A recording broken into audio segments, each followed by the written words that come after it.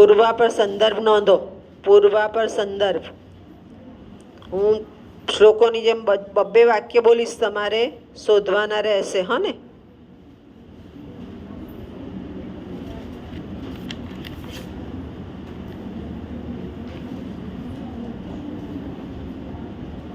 નોંધો. બ્રહ્માપીતમ. બ્રહ્માપીતમ. હવે જો એક સમજાવી દઉં. બ્રહ્માપીતમ નરમ નરક રજ્યતી એવું વાક્ય છે સંસ્કૃતમાં. એનો અર્થ એમ છે કે તે માણસને બ્રહ્મા પણ ખુશ કરી શકતા નથી. એટલે સંસ્કૃતમાં વાક્ય આપ્યું હોય એનું ગુજરાતી તમારે લખવું પડે અને એની 7-8 લીટીમાં સમજૂતી આપવી પડે. અહીંયા કોની વાત કરી છે? જે અધકચરું સમજતા હોય ને એની વાત કરી છે. હા, નેક્સ્ટ લખો. નેક્સ્ટ. નેક્સ્ટ એટલે એના પછીનો. વિભૂષણમ. વિભૂષણમ મૌનમ. વિભૂષણમ મૌનમ. મૌન એ આભૂષણ છે આપણું. ઘણા બહુ બકબકિયા હોય છે ને એના માટે છે. નેક્સ્ટ. વિવેક ભ્રષ્ટાનામ. વિવેક ભ્રષ્ટાનામ. પછી એ શોધી લેજો, ચોપડીમાં છે જ. હા ને? નેક્સ્ટ. સર્વસ્ય ઔષધમ અસ્તિ. સર્વસ્ય ઔષધમ અસ્તિ. સર્વસ્ય ઔષધમ અસ્તિ. નેક્સ્ટ. મનુષ્ય રૂપેણ મૃગા. મનુષ્ય રૂપેણ મૃગા. જે કાંઈ નથી કરતા ને, ભારરૂપ છે ને એના માટે છે. મનુષ્ય રૂપેણ મૃગા. નેક્સ્ટ. જયંતી તે સુકૃતિનો. જયંતી તે સુકૃતિનો. નેક્સ્ટ.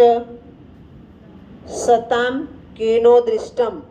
સતામ કેનો દૃષ્ટમ. હું બધા જ યુનિટના આપું છું. હા, અત્યારે સતામ કેનો દૃષ્ટમ. નેક્સ્ટ.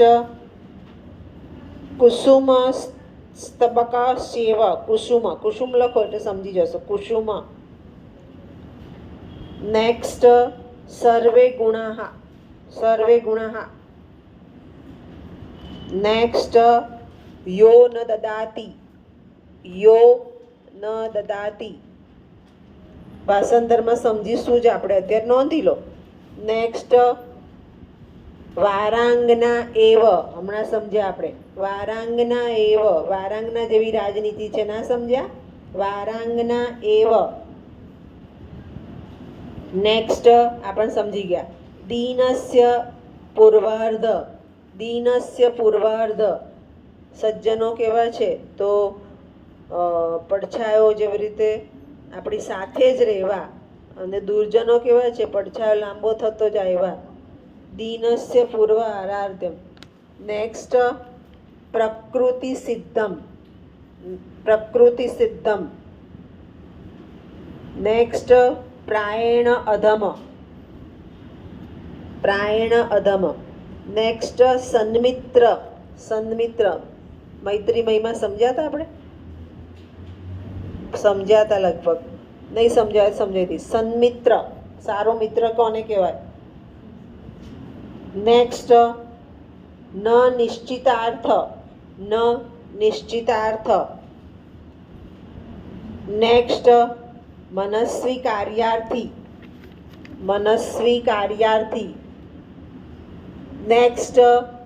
લોકાહ પશ્યત. લોકાહ પશ્યત. નેક્સ્ટ. વિધિ રહો. વિધિ રહો. નેક્સ્ટ. યત્પૂર્વ વિધિના. યત્પૂર્વ વિધિના. નેક્સ્ટ. લોકત્રયમ. લોકત્રયમ. મેં બધા જ યુનિટના બોલી ગઈ છું. આપણે જેટલા આવશે એટલા સમજી લઈશું. આ પૂર્વાપર સંદર્ભ કેવી રીતે હોય? સંસ્કૃત લીટી આપી હોય, એની નીચે તમારે ગુજરાતી લખવાનું હોય અને એની નીચે 7-8 લીટીમાં સમજૂતી આપવાની હો ને.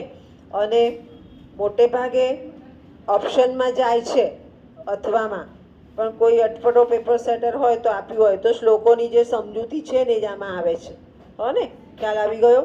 સમજ પડી ગઈ?